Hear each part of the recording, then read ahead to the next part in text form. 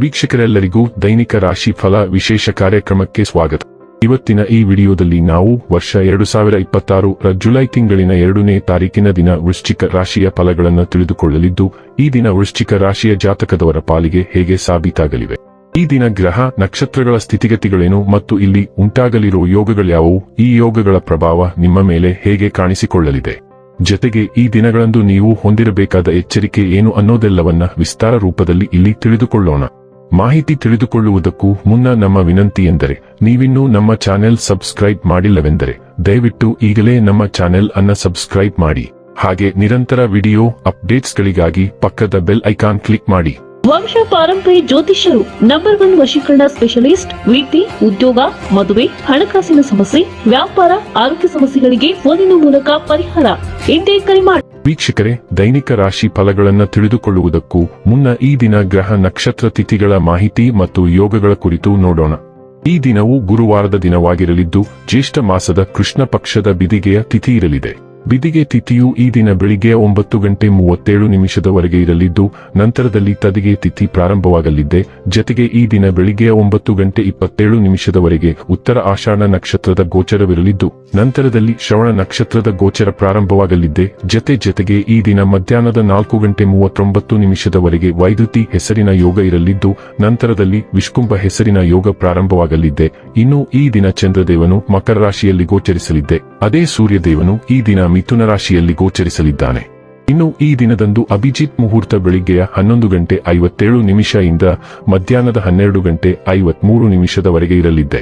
ಇದು ಈ ದಿನದ ಗ್ರಹ ನಕ್ಷತ್ರ ತಿಥಿಯ ಕುರಿತಾದ ಮಾಹಿತಿಯಾಗಿದ್ದು, ಇದರ ಆಧಾರದ ಮೇಲೆ ನಿಮ್ಮ ದಿನಚರಿಯಲ್ಲಿಯೂ ಬದಲಾವಣೆ ಕಂಡು ಬರಲಿದೆ. ಇನ್ನು ಈಗ ಈ ದಿನದ ವೃಶ್ಚಿಕ ರಾಶಿಯ ಫಲಗಳ ಕುರಿತು ನೋಡುವುದಾದರೆ, ಮಾನಸಿಕ ಶಾಂತಿಗಾಗಿ ಕೆಲವು ದಾನ ಧರ್ಮಗಳಲ್ಲಿ ನಿಮ್ಮನ್ನು ತೊಡಗಿಸಿಕೊಳ್ಳಿ. ನೀವು ವಿವಾಹಿತರಾಗಿದ್ದರೆ ನಿಮ್ಮ ಮಕ್ಕಳ ಬಗ್ಗೆ ವಿಶೇಷ ಕಾಳಜಿ ವಹಿಸಿ, ಏಕೆಂದರೆ ನೀವು ಅದನ್ನು ಮಾಡದಿದ್ದರೆ ಅವರ ಆರೋಗ್ಯವು ಹದಗೆಡಬಹುದು ಮತ್ತು ಅವರ ಆರೋಗ್ಯದ ಮೇಲೆ ಬಹಳಷ್ಟು ಹಣವನ್ನು ಖರ್ಚು ಮಾಡಬೇಕಾಗುತ್ತದೆ. ನೀವು ಶಾಂತಿ ಕಾಪಾಡಲು ಹಾಗೂ ಕೌಟುಂಬಿಕ ಸಾಮರಸ್ಯವನ್ನು ಕಾಪಾಡಲು ನಿಮ್ಮ ಕೋಪವನ್ನು ಮೆಟ್ಟಿ ನಿಲ್ಲಬೇಕು. ಸ್ಪಷ್ಟವಾಗಿ ಅರ್ಥಮಾಡಿಕೊಳ್ಳುವ ಮೂಲಕ ಮಾತ್ರ ನೀವು ನಿಮ್ಮ ಪತ್ನಿಗೆ ಭಾವನಾತ್ಮಕ ಬೆಂಬಲ ನೀಡಬಹುದು. ಹೊಸ ಯೋಜನೆಗಳು ಮತ್ತು ವಿಚಾರಗಳನ್ನು ಕಾರ್ಯರೂಪಕ್ಕೆ ತರಲು ಒಳ್ಳೆಯ ದಿನ. ಇಂದು ಜೀವನ ಸಂಗಾತಿಯೊಂದಿಗೆ ಸಮಯವನ್ನು ಕಳೆಯಲು ನಿಮ್ಮ ಹತ್ತಿರ ಸಾಕಷ್ಟು ಸಮಯವಿರುತ್ತದೆ. ನಿಮ್ಮ ಪ್ರೀತಿಯನ್ನು ನೋಡಿ ಇಂದು ನಿಮ್ಮ ಪ್ರೀತಿಪಾತ್ರರು ಸಂತೋಷಪಡುತ್ತಾರೆ. ಕೆಲಸದಲ್ಲಿ ನಿಮ್ಮ ಮೇಲಿನವರು ಇಂದು ದೇವದೂತರಂತೆ ಕೆಲಸ ಮಾಡುವಂತೆ ಕಾಣುತ್ತದೆ. ಗೊಂದಲವು ನಿಮ್ಮ ದಿನದ ಆರಂಭವನ್ನು ಗುರುತಿಸಬಹುದು, ಆದರೆ ಹೆಚ್ಚು ಕಾಲ ಅಲ್ಲ.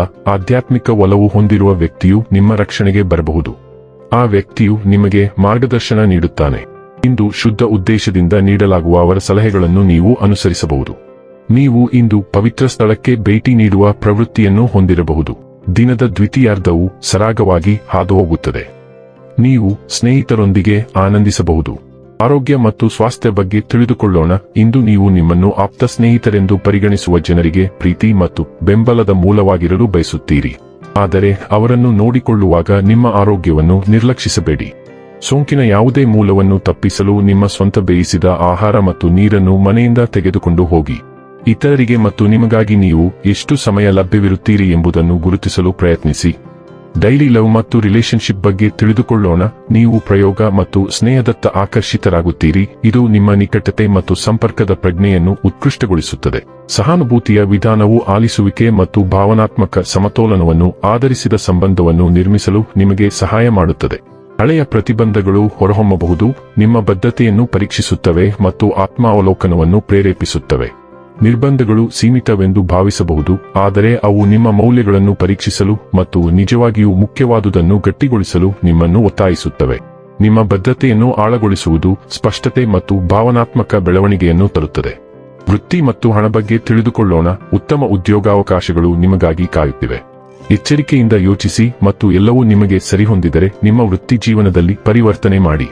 ನಿಮ್ಮ ಸಹೋದ್ಯೋಗಿಗಳಲ್ಲಿ ಒಬ್ಬರು ಕೆಲಸವನ್ನು ತೊರೆಯಲಿದ್ದಾರೆ ಮತ್ತು ನೀವು ಬೇರೆಯವರನ್ನು ಶಿಫಾರಸು ಮಾಡುವ ಮೂಲಕ ಈ ಅಂತರವನ್ನು ತುಂಬಲು ಸಹಾಯ ಮಾಡಬಹುದು. ನಿಮಗೆ ಅರಿವಿಲ್ಲದಿದ್ದರೂ ನಿಮ್ಮ ಅಭಿಪ್ರಾಯಗಳಿಗೆ ಹೆಚ್ಚಿನ ಗೌರವವಿದೆ.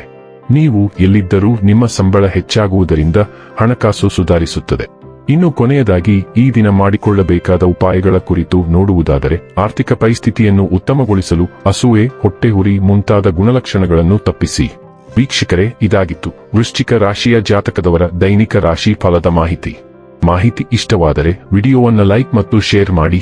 ಹಾಗೆ ಚಾನೆಲ್ ಸಬ್ಸ್ಕ್ರೈಬ್ ಮಾಡುವುದರ ಜೊತೆಗೆ ನಿರಂತರ ವಿಡಿಯೋ ಅಪ್ಡೇಟ್ಸ್ಗಳಿಗಾಗಿ ಪಕ್ಕದ ಬೆಲ್ ಐಕಾನ್ ಕ್ಲಿಕ್ ಮಾಡಿ.